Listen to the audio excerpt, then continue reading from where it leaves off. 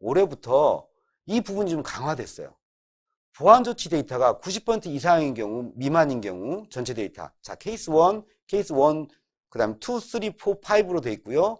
케이스 6, 7으로 돼 있죠. 자, 영어 써서 죄송합니다만, 경우의 수가 1부터 7까지 돼 있는데요. 의미 정확성에 문제가 됐을 때, 오류가 있을 땐 단순 오류는 케이스 1에서 처리가 됩니다. 그런데 구문 정확성하고 유효성 쪽에 문제가 터질 때는 또 다른 얘기예요. 왜냐하면 구문 정확성은 단순하게 유효성하고 문제가 되기 때문에 이건 구문이라서 쉬워요.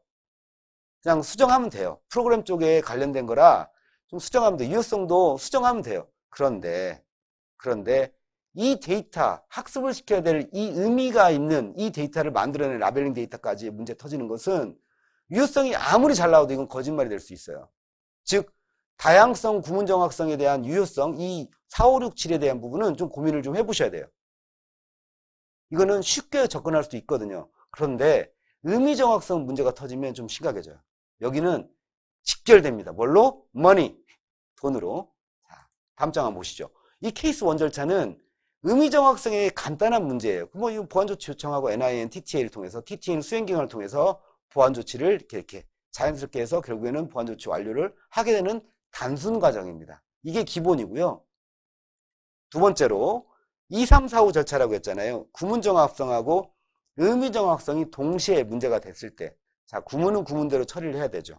구문은 프로그램 쪽에 관련된 거라서 이 항목들을 수정 보완하면 됩니다.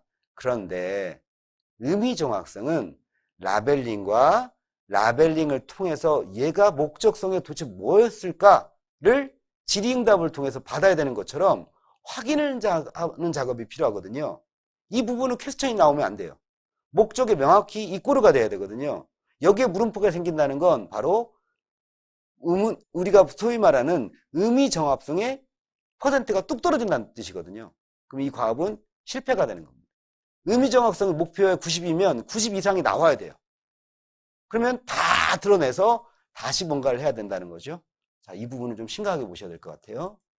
자, 여기는 유효성이라서 유효성은 의미 정합성이 제대로 나오지 않은 상태에서 학습을 시키면 아무런 의미가 없는 거예요.